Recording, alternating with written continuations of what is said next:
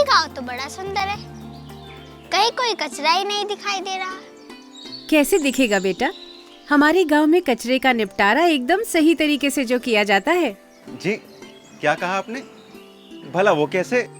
2014 में स्वच्छ भारत अभियान आरंभ हुआ, जिससे देश के सभी गांवों को खुले में शौच से मुक्त होने यानी ODF होने का गौरव प्राप्त हुआ। अब अगले चरण में ODF प्लस और संपूर्ण स्वच्छता के लक्ष्य को हासिल करना है।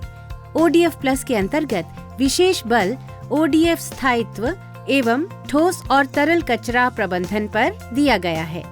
अच्छा, तो फिर इस गांव में कचरे के निपटान के लिए क्या-क्या कदम उठाए गए हैं? देखो, हमारे घरों की रसोई, पशुशाला, खेत और बाग बगीचे वगैरह से बहुत सारी बेकार चीजें निकलती हैं, जो सामान्यतः गीले कचरे की श्रेणी में आती हैं। इसे हम लोग जैविक कचरा कहते हैं, जिसे हम लोग गलाकर खाद बनाते हैं। फिर हम उसी खाद से बने कंपोस्ट को खेतों में डालते हैं और खेत को और ज्यादा उपजाऊ बनाते हैं। लेकिन अगर इस तरह के जैविक कचरे की मात्रा अधिक हो, जैसे कि हमारे गांव में है, तो उसके निपटारे के लिए हम लोग सामुदायिक स्तर पर सॉलिड वेस्ट प्रोसेसिंग यूनिट बनाते हैं। इस यूनिट पर सबसे पहले गांव भर से इकट्ठा किए गए कचरे की छँटाई की जाती है। उसमें से गीला और सूखे कचरे को अलग अलग किया जाता है। जैविक कचरे से कंपोस्ट बनाया जाता है। अब चूंकि इसे हम गांव वाले सामुदायिक स्तर पर करते हैं, इसलिए इसे कम्युनिटी कंपोस्टिंग भी कहते हैं। वैसे कम्युनिटी कंपोस्टिंग उन गांवों में भी की जाती है जहां पर हर एक घर से कचरा इकट्ठा किया जा सकता है। हमारे देश के गांवों से रोजाना बहुत बड़े पैमाने पर जैविक कचरा निकलता है और हमारी सरकार इस कचरे के सही निपटारे को बढ़ावा देने के लिए हमेशा आगे रहती है। सरकार के साथ साथ हम लोगों को भी अपने घरों में जैविक कचरे के प्रबंधन को बढ़ावा देना चाहिए। अपने घरों पर? वो कैसे?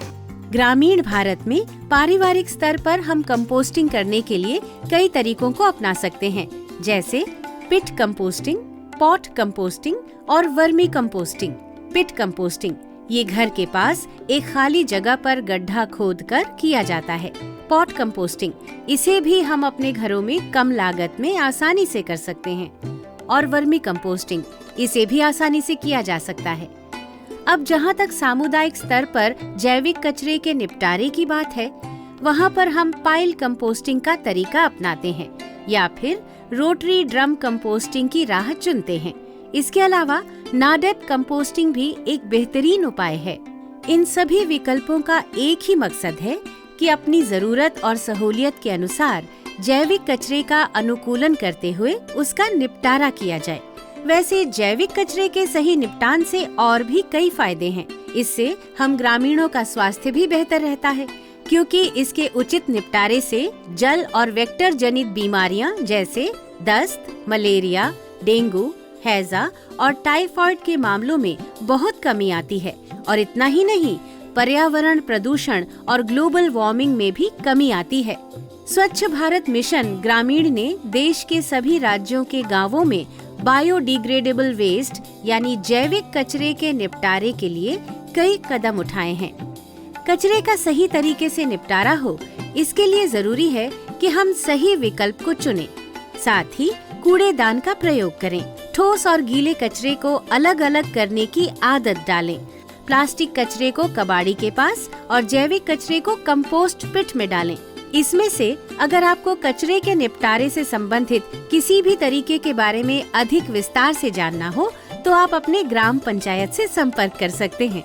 फिर तो चाचा जी, हमें भी अपने गांव में ये आदतें अपनानी चाहिए। बिल्कुल पिंकी, गांव लौटकर हम आज से ही अपने घर और गांव से निकले हुए कचरे में से गीले और सूखे कचरे की छँटाई करेंगे और जैविक कचरे से कंपोस्ट बनाएंगे। हमारे इन तरीकों से ग्रामीण भारत में वेस्ट टू वेल्थ की यात्रा पूरी हो रही है। हमें घरेलू कचरे के निपटारे की आदत को भी बनाए रखना है। इसके प्रति जागरूकता को हमें जन आंदोलन का रूप देना है, क्योंकि भारत स्वच्छ होगा तभी तो स्वस्थ और आत्मनिर्भर बनेगा। हम सब मिलकर करेंगे स्वच्छ भारत का निर्माण। हाँ।